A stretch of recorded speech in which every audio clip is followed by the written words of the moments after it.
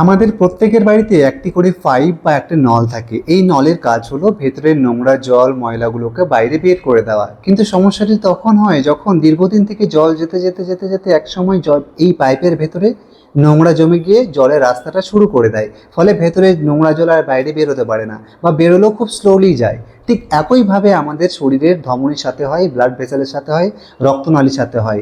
যখন রক্তনালীর দেওয়ালে ভেতরে চর্বি বা প্লাক জমে যায় তখন রক্ত প্রপারলি আমাদের হার্টে পৌঁছতে পারে না। ফলে হার্টে অসুস্থ অনুভব হয়, প্রেশার দেওয়ার মতো অনুভব করি, মনে হচ্ছে যেন একটা বড় পাথর বুকে ভারী হয়ে চাপা ধরে আছে, এবং অনেকের ক্ষেত্রে হার্ট অ্যাটাকেরও ঝুঁকি বাড়ে। তাই আজকের ভিডিওতে আমরা জানবো হার্ট অ্যাটাক কেন হয়, কখন এটি ঝুঁকিপূর্ণ হতে পারে, এবং এই হার্ট অ্যাটাক থেকে বাঁচতে আমরা কি কি পথ অবলম্বন করব, কি কি খাবার খাবো। তাই এই ভিডিওটি সম্পূর্ণ দেখুন, এবং এই ভিডিওর মাধ্যমে যেসব খাবারগুলো খাওয়ার কথা বলা হয়েছে সেগুলো আজ থেকে শুরু করুন। আশা করি আপনি হার্ট অ্যাটাকের সম্মুখীন হবেন না, আপনার হার্ট ক্লিন থাকবে, সুস্থ থাকবেন। চলুন ভিডিওটা এনজয় করুন। নমস্কার। আজকের দিনে হার্টের সমস্যা শুধু বয়স্কদের মধ্যেই নয়, কম বয়সীদের মধ্যে দ্রুত বাড়ছে। আগে অনেকেই ভাবতেন হার্টের সমস্যা শুধু বয়স বাড়লেই হয়, কিন্তু এখন জীবনযাত্রার পরিবর্তন, খাদ্যাভ্যাসের মধ্যে পরিবর্তন, অতিরিক্ত মানসিক চাপ, কম ঘুম, শারীরিক পরিশ্রম কমে যাওয়া ইত্যাদি নানান কারণে আজকাল আমরা এই হার্ট অ্যাটাকের শিকার হচ্ছি। আমাদের এই সমাজে, আমাদের সোসাইটিতে এমন অনেক ব্যক্তি আমরা দেখে থাকি যারা উপর থেকে একদম স্বাভাবিক, একদম ফিট, কিন্তু শরীরের ভিতরে এমন কিছু সমস্যা দিন দিন বেড়ে চলেছে, সেটা হয়তো সেই ব্যক্তি বুঝতে পারছেন না। বাট একটা সময় গিয়ে সেই সমস্যাটা একটা বড় আকার ধারণ করছে, যার অন্যতম কারণ হলো আজকাল হাই কোলেস্টেরল। এই কোলেস্টেরল শব্দটা শুনলে অনেকে ভয় পেয়ে যান।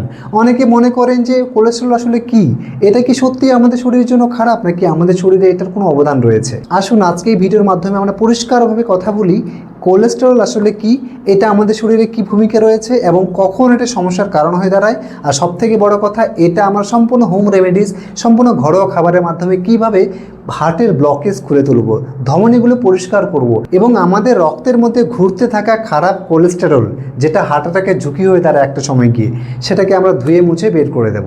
আসুন কথা বলি ভিডিওর মাধ্যমে। বন্ধুরা, কোলেস্টেরল মানে হলো একটা ফ্যাট, একটা চর্বি জাতীয় উপাদান, যেটা আমাদের শরীর নিজেই তৈরি করে। আমাদের লিভার, যকৃৎ নিজেই তৈরি করে প্রায় 70 থেকে 80%। বাকি 20 থেকে 30% আমরা বিভিন্ন ধরনের খাবারের মাধ্যমে আমাদের শরীরে আমরা নিয়ে আসি। আর এই কোলেস্টেরল আমাদের শরীরে একটা মুখ্য ভূমিকা পালন করে থাকে। যেমন 1 নম্বর হরমোন তৈরি করতে সাহায্য করে, 2 নম্বর বিভিন্ন রকম ভিটামিন, সেগুলোর মধ্যে অন্যতম ভিটামিন ডি তৈরি করতে সাহায্য করে, 3 নম্বর আমাদের সেল, কোষ গঠনে সাহায্য করবে, এবং অন্যান্য কার্যক্রম সম্পন্ন করতে এই কোলেস্টেরল আমাদের শরীরে একটা মুখ্য ভূমিকা পালন করে থাকে। তাই কোলেস্টেরল আমাদের শরীরের জন্য মোটেও কোনো শত্রু না, এটা আমাদের শরীরে একটা গুরুত্বপূর্ণ ভূমিকা রয়েছে।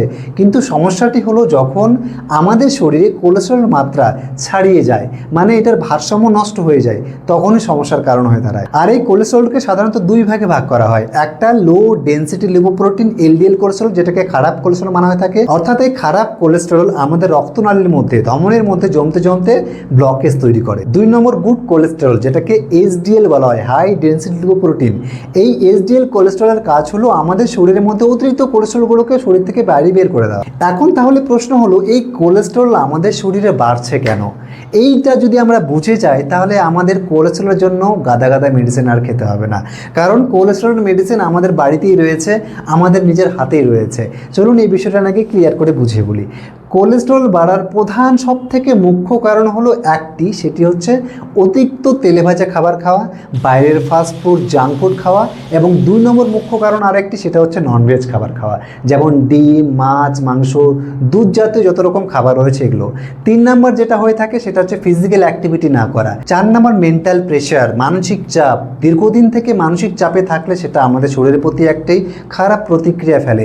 এবং সর্বশেষ 5 নম্বরটি পর্যাপ্ত পরিমাণে ঘুম না হওয়া, এবং অতিরিক্ত ওজন বা ওভারওয়েট, ওবেস, যারা বেশি ফ্যাটি পার্সেন্ট, এগুলো সবই কারণে আজকাল আমাদের সমাজে, আমাদের সোসাইটিতে খুব কম বয়সে হার্ট অ্যাটাকের শিকার হচ্ছে আমরা, এবং হাই কোলেস্টেরলের শিকার হচ্ছে। চলুন এবার আমরা এই কোলেস্টেরলকে সম্পূর্ণ ফ্লাশ আউট করে দেবো, আমাদের লাইফ থেকে একদম পুরোপুরি দূরে ঠেলে দেবো। কীভাবে সম্ভব? সম্পূর্ণ ঘরোয়া পদ্ধতিতে, সেই বিষয়ে এবার কথা বলছি। প্রথম নাম্বার যেটা আপনাদেরকে সতর্ক হতে হবে, 1 নাম্বার সব থেকে গুরুত্বপূর্ণ, সেটি হচ্ছে আঁশযুক্ত খাবার খেতে হবে। মানে ফাইবার রিচ খাবার কোথায় পাওয়া যাবে? বেশি বেশি শাকসবজি খান, বেশি বেশি ফলমূল খান। 2 নম্বর যেটা আমাদের কোলেস্ট্রল কমাতে সাহায্য করে সেটি হলো মেথি। এই যে ফেনুগ্রিক সিডস, মেথি যেটা পাঁচফোড়নের একটি অংশ, এই মেথি রোজ রাতে ঘুমোতে যাওয়ার পূর্বে 1 চা চামচ 1 গ্লাস জলের মধ্যে ভালো করে ভিজিয়ে রাখবেন এবং সকালে উঠে এই মেথি ভেজানো জল এবং মেথি দুটো একসাথে চিবিয়ে চিবিয়ে জলটা পান করে নেবেন। এটা আমাদের ডায়াবেটিস কন্ট্রোল করতে সাহায্য করে এবং রক্তনালী পরিষ্কার করতেও একটা বিশেষ ভূমিকা পালন করে থাকে। 3 নাম্বার রসুন। রসুন আমাদের কোলেস্ট্রল কমাতে, হাই ব্লাড প্রেশার আন্ডার কন্ট্রোলে নিয়ে আসতে এবং আমাদের শরীরে ইমিউনিটি, রোগ প্রতিরোধ ক্ষমতা বাড়িয়ে তুলতে একটা বিশেষ ভূমিকা পালন করে থাকে।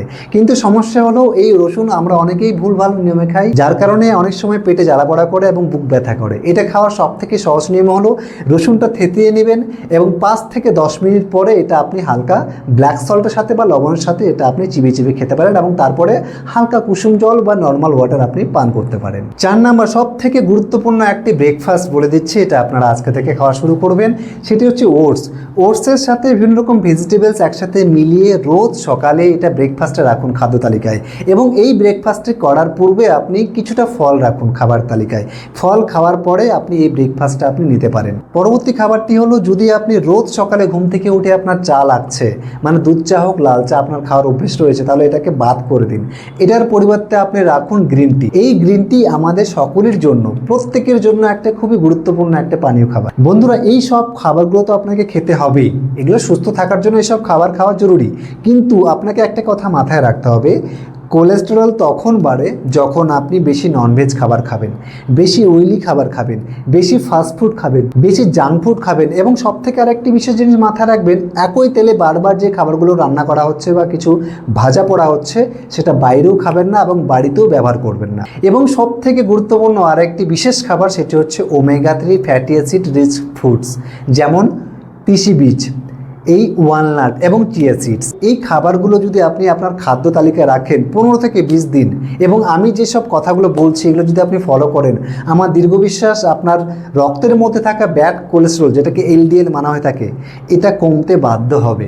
কারণ একটি কথা মাথায় রাখবেন, এই কোলেস্টেরল তখন বাড়ে যখন আপনি বেশি ননভেজ খাবার খাবেন। আমাদের ভেজ খাবারের মধ্যে বা কোনো রকম ফলমূলের মধ্যে কিন্তু কোলেস্ট্রল থাকে না, কোলেস্ট্রল শুধুমাত্র থাকে ননভেজ খাবারের মধ্যে। আর আমি প্রথমেই বলেছি আমাদের শরীর প্রায় 70 থেকে 80% কোলেস্ট্রল তৈরি করছে। আমাদের শরীর যেটা তৈরি করছে সেটা আমাদের শরীরের দরকারের জন্য, আমাদের শরীরে বিভিন্ন রকম কার্যক্রম সম্পূর্ণ করার জন্য। বাকি 20 থেকে 30% যেগুলো আমরা নিচ্ছি, আমরা নিজেরাই আমাদের শরীরে ঢোকাচ্ছি, এগুলো থেকে আপনাকে বঞ্চিত থাকতে হবে, তাহলে আপনি কোলেস্ট্রল থেকে সম্পূর্ণ বেরিয়ে আসতে পারবেন। আর সব থেকে আরেকটি কথা, আপনাকে রোজ মিনিমাম 20 থেকে 30 মিনিট করে একটু হাঁটাচলা করতে হবে, একটু দৌড়ো ঝাপাঝাপি করতে হবে, একটু ফিজিক্যাল অ্যাক্টিভিটি করতে হবে এবং মানসিক চাপ কমাতে হবে।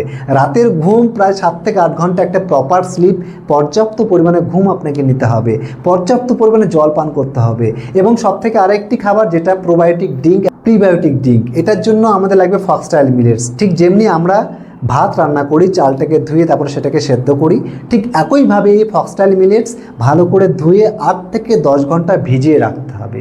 ভিজিয়ে রাখার পরে এটা লো মিডিয়াম ফ্লেমে 20 থেকে 30 মিনিট হালকা আঁচে এটাকে বয়েল করতে হবে। ভালো করে সেদ্ধ হয়ে গেলে ঠান্ডা করে হালকা সুতির কাপড় দিয়ে এটাকে ঢাকিয়ে রাখতে হবে 12 থেকে 14 ঘন্টা।